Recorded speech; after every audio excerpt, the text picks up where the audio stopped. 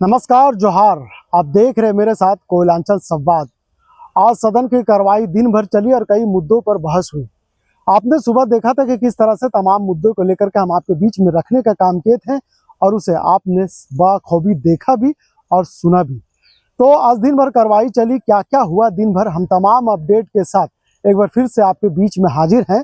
तो झारखंड विधानसभा के मानसून सत्र में आज उच्च शिक्षा अधिनियम विधायक पर आज बहस हुई और इस पे कहीं ना कहीं चर्चा की गई और इस चर्चा में तमाम सदस्यों ने भाग लिया। सरकार ने सदन के पटल पर अपनी बात रखी। इस पे उच्च शिक्षा नीति की बात करें तो इस पे जो प्रभारी मंत्री और उच्च शिक्षा मंत्री सुदीप कुमार सोनू ने भी अपने बात को सदन के भीतर रखने का काम किया। सरकार को और विपक्षी सदस्यों को संतुष्ट करने की बात कही है। ऐसे में उस शिक्षा नीति को लेकर के सदन के बाहर विपक्षी विधायकों ने लगातार सरकार पर कहीं ना कहीं वार करते हुए नजर आए, इसका विरोध करते हुए नजर आए। लेकिन सदन के पटल पर आज इसका रखा गया, सरकार ने इसकी मंजूरी दी और कहीं ना कहीं विधायक पास भी हुआ, क्योंकि सरकार के पास बहुमत है, सहमति भी है और ऐसे में विधायक को मंजूरी मिलना भी तय था। लेकिन जिस तरह से तमाम मुद्दे सदन के बाहर और सदन के भीतर गूंज रहे हैं, कहीं ना कहीं लग रहा है कि झारखंड एक बार फिर से अब उस नीति पर काम कर रही है जो मुख्यमंत्री हेमंत सोरेन ने कहा था सत्ता में आने से पहले कि हमने झारखंड के विकास के जो सीमा तय किया है उसे अंतिम चरण तक ले जाने का प्रयास करेंगे। निश्चित तौर पे ये उसी का एक परिणाम था जो आज सदन के पटल पर प्रस्ताव रखा गया और उसकी मंजूरी दी गई। देख लीजिए झारखंड विधानसभा है और किस तरह से शाम का वक्त है, लगभग 6 बज रहे हैं और झारखंड विधानसभा के जो तस्वीरें हैं वो हम आपको दिखा रहे हैं कि किस तरह से चमक रहा है, क्योंकि लोकतंत्र के मंदिर है और राज्य के जनता इस पे काफी भरोसा करते हैं। तो झारखंड विधानसभा के मानसून सत्र में आज उच्च शिक्षा अधिनियम विधायक पर जोरदार बहस हुई। सरकार की ओर से लाया गया यह विधायक पारित हो गया, लेकिन विपक्ष ने इसका कड़ा विरोध दर्ज कराया। सदन में सत्ता पक्ष ने तर्क दिया कि इस विधायक से राज्य में उच्च शिक्षा की गुणवत्ता बेहतर होगी और विश्वविद्यालयों के संचालन में पारदर्शिता आएगी। वहीं विपक्षी दलों ने आरोप लगाया कि सरकार शिक्षण संस्थानों की स्वायत्तता खत्म करना चाहती है और युवाओं के हितों की अनदेखी कर रही है।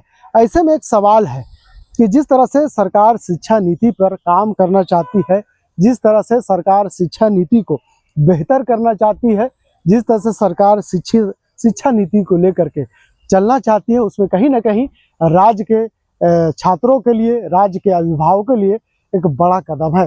क्योंकि सरकार अगर शिक्षा नीति लाई है तो इसमें कई तरह के क्राइटेरिया, कई तरह के बदलाव भी साथ में लेकर के आ रही है।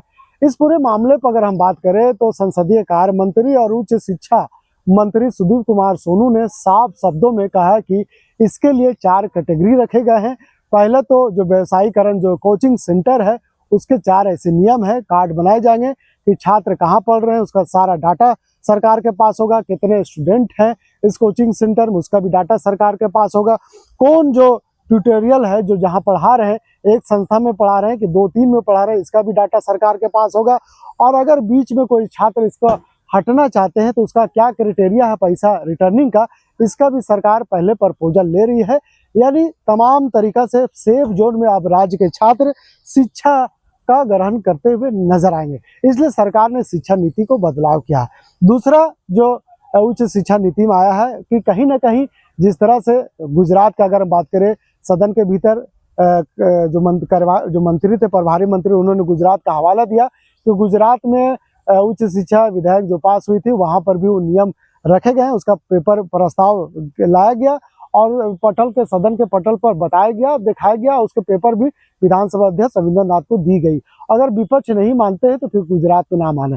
निश्चित तौर पे एक तरफ जहां विपक्ष कह रही है कि अब शिक्षा नीति में जिस तरह से बदलाव किया गया, इसमें कहीं ना कहीं राज्य के मुख्यमंत्री, राज्य के मंत्री, राज्य के विधायक, विश्व चांसलर और तमाम ऐसे पदों पर होंगे तो कहीं ना कहीं शिक्षा में राजनीतिकरण होगा, जिससे छात्रों काफी प्रभावित होंगे, उसका शिक्षा भी काफी प्रभावित होगा। लेकिन चलिए हम आपको सुनाते हैं तमाम मुद्दों को पहले साइड में रखते हुए, आप उनकी बात को सुनिए। जब सदन के पटल पर ये विधायक को रखा गया, जब इसे मंजूरी दी गई और जब सदन के कार्रवाई से बाहर निकले तो उच्च शिक्षा मंत्री सुदीप कुमार सोनू क्या कुछ कह रहे हैं, पहले आप उनकी बात को सुनिए। एक एक चीज को बारीकी से समझाते हुए उन्होंने क्या कुछ कह रहे हैं, सुनिए और देखिए कि किस तरह से राज्य के छात्रों को, राज्य के अभिभावकों को क्या कुछ लाभ मिलने वाला है। जो स्टेट यूनिवर्सिटीज़ के लिए था, हमारे राज्य में राज्य गठन के उपरांत 2000 से जिन एक्ट के तहत स्टेट यूनिवर्सिटीज़ क्रिएट हो रही थी, उसमें भी एकरूपता नहीं थी। झारखंड गठन के उपरांत 25वें वर्ष में हम लोगों ने एक अम्ब्रेला एक्ट इस्टेब्लिश किया। इस एक्ट में तमाम उन बातों का ध्यान रखा गया है जो विश्वविद्यालय के स्टेक होल्डर्स हैं। विश्वविद्यालय के स्टेक होल्डर सबसे पहले हमारे बच्चे हैं, जो उच्च शिक्षा के लिए विश्वविद्यालयों में जाते हैं, और शिक्षक शिक्षकेतर कर्मचारियों की कमी के वजह से हमारी शिक्षा की गुणवत्ता प्रभावित हो रही थी। हम लोगों ने इस एक्ट में यूनिवर्सिटी सर्विस कमीशन को इस्टेब्लिश किया है, जो डेडिकेटेड यूनिवर्सिटी के शिक्षक और शिक्षकेतर कर्मचारियों के चयन और बहाली की प्रक्रिया को पूर्ण करेंगे। शिक्षक और शिक्षकेतर कर्मचारी अपनी वेतन विसंगतियों से लेकर बहुतेरे सर्विस के मामलों को लेकर हाईकोर्ट का रुख किया करते थे। हम लोगों ने इसमें 2 टियर ग्रीवांस रिड्रेसल सिस्टम रखा है, यूनिवर्सिटी के स्तर पर और राज्य के स्तर पर एक ट्राइब्यूनल। हम लोग यह मानते हैं कि शिक्षक और शिक्षकेतर कर्मी जो विश्वविद्यालयों के अधीन है, अगर उनकी सेवा शर्तों के उल्लंघन के कोई मामले बनते हैं तो वो पहले हमारे इस 2 टियर ग्रीवांस रिड्रेसल सिस्टम में न्याय मांगे। अगर वहाँ से वह संतुष्ट नहीं होते हैं तब उसके बाद वो हाई कोर्ट जाएंगे।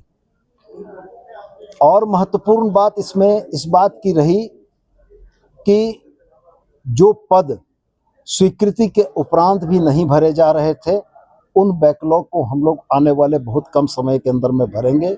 और मेरा बड़ा स्पष्ट ये मानना है कि किसी भी शिक्षक को नीड बेस या घंटी आधारित की जिस परिकल्पना के तहत हमारी उच्च शिक्षा को चलाया गया, ये उस नीड बेस या घंटी आधारित शिक्षकों के साथ साथ उनसे बड़ा अन्याय हमारे छात्रों के साथ है। जब शिक्षक को अपनी नौकरी की स्थायित्व की गारंटी नहीं रहेगी तो वो शिक्षण में क्या अपना समय दे पाएंगे।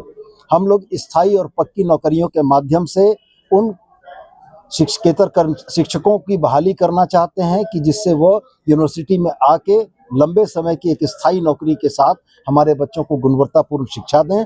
और गुणवत्तापूर्ण शिक्षा के मामले में राज्य, जिसका GR आज मात्र 18 है, जो राष्ट्रीय औसत से लगभग हम लोग 9 पीछे हैं, हमारी उम्मीद है कि आने वाले 2-3 वर्षों के अंदर में हम राष्ट्रीय औसत तक पहुंच जाएंगे।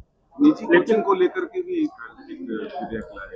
दूसरा विधेयक जो बहुत महत्वपूर्ण था, जिसकी बहुत आवश्यकता प्रतीत हो रही थी, वह थी कि झारखंड राज्य में कोचिंग रेगुलेशन के कोई नियम कायदे कानून नहीं थे। राज्य के उच्च शिक्षा मंत्री या राज्य के सेकेंडरी एजुकेशन के मिनिस्टर को अगर आप पूछ बैठें या हमारे शिक्षा विभाग को पूछ बैठें कि रांची, जमशेदपुर, धनबाद, बोकारो में संचालित होने वाले कोचिंग सेंटर्स कितने हैं, तो हमारे पास कोई इसके सटीक आंकड़े नहीं हैं, क्योंकि हमारे पास कोई भी ऐसा मैकेनिज्म या प्रणाली नहीं थी जिसके तहत उन कोचिंग सेंटर्स को हम रेगुलेट कर पाते।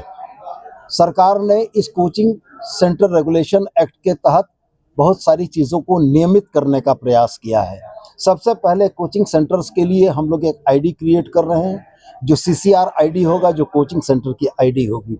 ये एक यूनिक आईडी होगी जिसके आधार पर यह तय होगा कि वो सरकार के मानकों का अनुपालन करते हुए जब आवेदन करेंगे तो वैसी स्थिति में उनको स्थापना अनुमति प्रदान की जाएगी। दूसरी आईडी हम लोग अपने बच्चों के लिए कर रहे हैं, ये CED आईडी होगी, जिसमें हर स्टूडेंट का हमारे पास लेखा जोखा होगा कि वो किस कोचिंग इंस्टीट्यूट में पढ़ रहा है और किस पाठ्यक्रम में वह पढ़ रहा है। तीसरी आईडी हम लोगों ने क्रिएट की इन कोचिंग इंस्टीट्यूट में पढ़ाने वाले उन ट्यूटर्स की जो विभिन्न कोचिंग संस्थानों में पढ़ाते हैं। ये CTR आईडी इस बात को इस्टेब्लिश करेगी कि कोई ट्यूटर एक समय में एक से ज़्यादा कोचिंग संस्थानों में नहीं पढ़ा सकते हैं, क्योंकि हमने देखा है कि जो रेनाउंड टीचर होते हैं उनका कई एक कोचिंग संस्थान अपने यहाँ फ़ोटो लगाते हैं और उसके नाम पर बच्चों को आकर्षित करते हैं।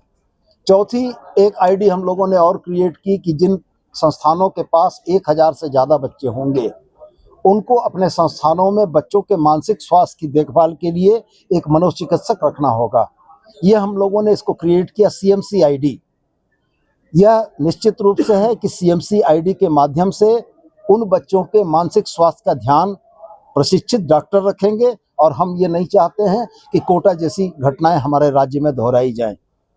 और महत्वपूर्ण बात इसमें एक और रही कि हम लोगों ने इस पूरे प्रकरण में, पूर्व में आपने देखा होगा ऐसे प्रेसिडेंट्स हैं जब किसी प्रतिष्ठित संस्थान ने एक कोचिंग सेंटर ने छात्रों का पैसा लिया और उसके बाद वो वाइंड अप हो गया, और उसी प्रतिष्ठित कोचिंग संस्थान का झारखंड के अन्य भूभाग में कोचिंग चल रहा हो।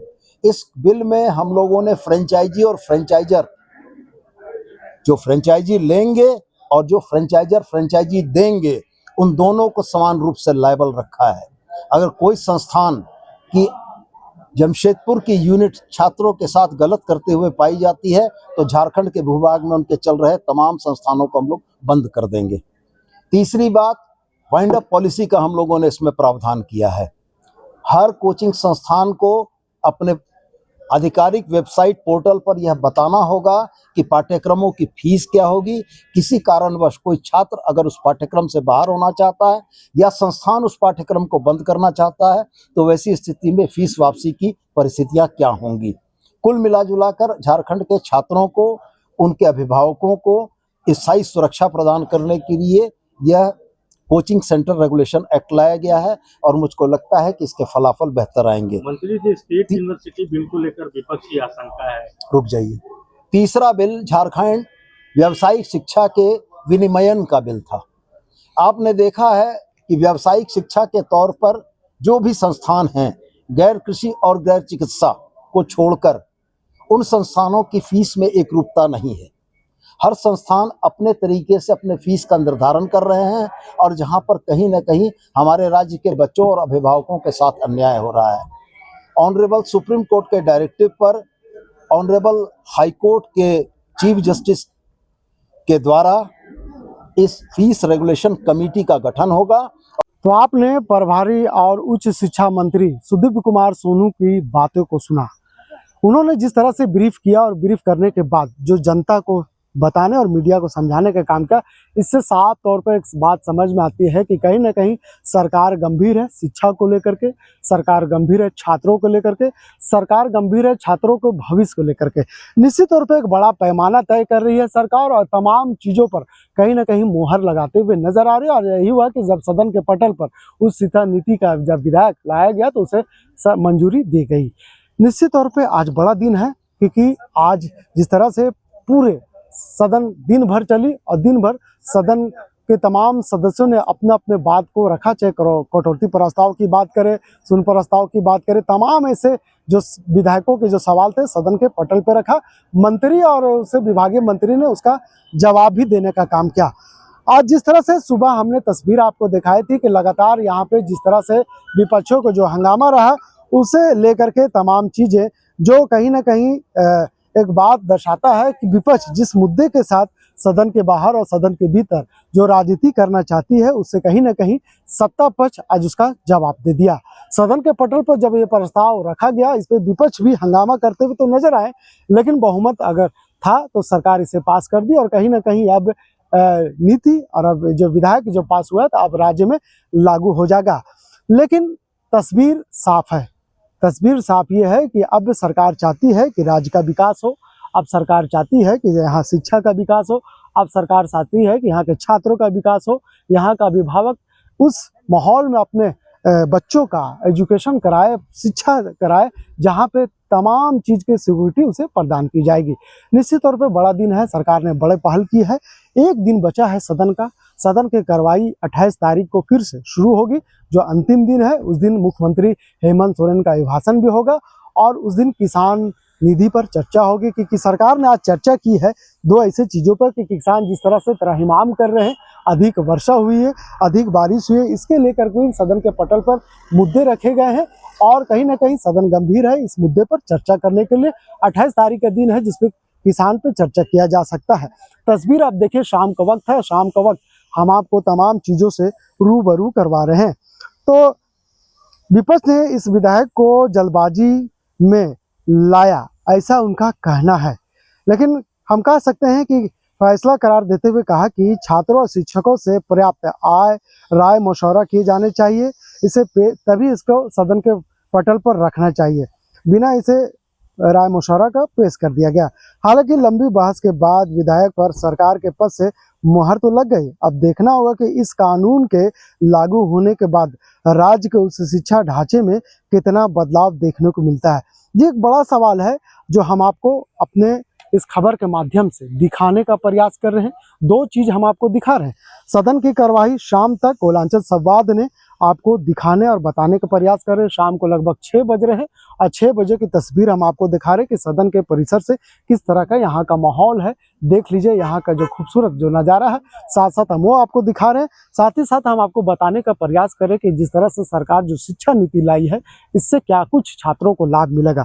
निश्चित तौर पर आने वाले दिनों में बदलाव तो देखने को मिल सकता है, क्योंकि शिक्षा नीति एक बड़ा नीति है और राज्य चाहती है कि शिक्षा का विकास हो, यहाँ के छात्रों का विकास हो, यहाँ का अभिभावकों का विकास हो। और अगर छात्र एक अच्छे माहौल में शिक्षा ग्रहण करेंगे तो राज्य का छात्र IAS बनेंगे, IPS बनेंगे, इंजीनियर बनेंगे, डॉक्टर बनेंगे। तमाम ऐसे उनके जो फैकल्टी है, फैकल्टी भी मजबूत होगा और छात्र भी मजबूत होगा। आने वाले दिन एक दिन है जहाँ पे तमाम मुद्दे और सदन के भीतर देखने को मिल सकता है। सत्ता पक्ष भी अपनी बात को रखेंगे, विपक्ष भी अपनी बात को रखेंगे। लेकिन देखना बड़ा महत्वपूर्ण होगा कि जिस तरह से विपक्ष पिछले 4 दिनों से, यानी सदन की कार्रवाई जब से शुरू हुई है, चौथे दिनों तक एक ही मुद्दा, 2 ही मुद्दा लगातार विपक्ष कह रही है। सत्ता पक्ष का कहना है कि सत्ता पक्ष ये कह रही है कि विपक्ष के पास कोई मुद्दा नहीं है। एक तरफ जहां सूर्या हांसदा की CBI जांच कराना चाहते हैं, तो वहीं दूसरी तरफ सूर्या हांसदा मामले में ही कल जब सदन में इस पर बहस हो रही थी तो हेमलाल मुर्मू ने सीधे तौर पर सूर्या हांसदा को अपराधी करार दिया गया और ये सबूत, ये हवाला दिया गया कि तमाम उसके मामले जो कोर्ट में लंबित है, 302 के तहत मामले लंबित है, इसलिए वो अपराधी थे, कई लोगों की हत्या की गई थी। फिलहाल ये जांच का विषय है, जांच के होने पर ही पता चलेगा कि दूध का दूध और पानी का पानी क्या होगा। क्या सूर्या हांसदा सही थे, क्या सूर्या हांसदा गलत है, ये पुलिस का मामला है, ये जांच का मामला, जांच के बाद ही पता चल पाएगा। उसमें भी कुछ कहना जल्दबाजी होगा। लेकिन दूसरी बात है, जिस तरह से आज पूर्व मुख्यमंत्री चंपई सोरेन ने जब सदन की कार्रवाई से बाहर निकले तो उन्होंने हुंकार भरी और कहा कि अब उसी भूमि पर हम हजारों लोगों का जन अदालत लगाएंगे और उसके बाद वहां पर फैसला सुनाएंगे। जिस तरह से उन्होंने कहा कि तत्कालीन बिहार के जो मुख्यमंत्री थे, उन्होंने जब बिहार एकीकृत बिहार झारखंड में जब था तो 1957 का मामला है, उस समय तत्कालीन मुख्यमंत्री ने उस जमीन को अधिग्रहण करने से रोक दिया, लेकिन सरकार ने जो अधिग्रहण के पैसे थे वो ट्रेजरी में जाके जमा कर दिया। तो ट्रेजरी में पैसा जमा करने से सरकार भूमि का अधिग्रहण नहीं कर लेती है। यही वजह है कि जब लोग वहां पे खेती करने गए तो खेती करने से नहीं रोक पाई, लेकिन जितने लोग खेती करने गए उसमें से 85 लोगों पर मामला दर्ज किया गया, 85 लोगों को आरोपी बनाया गया है। बड़ा सवाल है कि एक तरफ भूमि अधिग्रहण का मामला, दूसरा सवाल रिम्स का मामला, तीसरा सवाल सूर्या हांसदा मामला। इन तमाम सवालों के बीच में सरकार ने आज एक महत्वपूर्ण पहल की है। सरकार ने एक महत्वपूर्ण फैसला लिया है कि सदन की कार्रवाई दिन भर चली और इसी सदन के भीतर ही उच्च शिक्षा नीति में बदलाव किया गया। उस शिक्षा नीति लागू की गई, विधायक लाया गया, उस पर संशोधन की गई, मोहर भी लगाया गया, उस पर सहमति भी जताई गई और विधायक पास भी हो गया। निश्चित तौर पर कल और आज बड़ा दिन था, आने वाला समय भी बड़ा दिन है, क्योंकि आज का दिन छात्रों के लिए बेहतर भविष्य का सरकार ने जो सपना देखा था, उस सपना पर सरकार ने मोहर लगा दिया। आने वाले समय एक दिन बाकी है, अब इंतजार कर लीजिए कि एक दिन के बाद, यानी कल के बाद जब परसों सदन की कार्रवाई शुरू होगी तो क्या किसानों के लिए क्या कुछ लेकर के आती है सरकार, युवाओं के लिए क्या कुछ लेकर के आती है सरकार, महिलाओं के लिए क्या कुछ लेकर के आती है सरकार, वृद्धों के लिए, विधवा के लिए क्या कुछ लेकर के आती है सरकार, खाद यूरिया तमाम ऐसे चीज़ों के लिए क्या कुछ लेकर के आती है सरकार। क्योंकि सरकार ने कह दिया है कि हम मानसून सत्र में किसान का चेहरा खुश कर देंगे, खुशहाली लाएंगे, किसानों के चेहरे पर खुशहाली लाएंगे, जो विविधता आया है उससे कहीं ना कहीं कम करने का काम करेंगे। तो दर्द है, दर्द के साथ आंकड़े भी हैं, आंकड़े के साथ मजबूरी भी है, खुशी भी है, तमाम चीज़ हम आपको दिखा रहे हैं इस ढलते हुए शाम में। आप देख लीजिए पूरा विधानसभा का नज़ारा और दूसरा से कोयलांचल संवाद की खास रिपोर्ट हम आप तक पहुंचा रहे हैं। आप समझिए, देखिए, आकलन करिए और कुछ चाहते हैं तो आप सीधे कमेंट सेक्शन में जाएं मैसेज करें, बताएं, उस पर भी खबर हम आपके बीच में रखने का काम करेंगे। फिलहाल इस खबर के लिए यहीं तक। वीडियो जर्नलिस्ट फैयाज के साथ मैं नौशाद, कोयलांचल संवाद, रांची।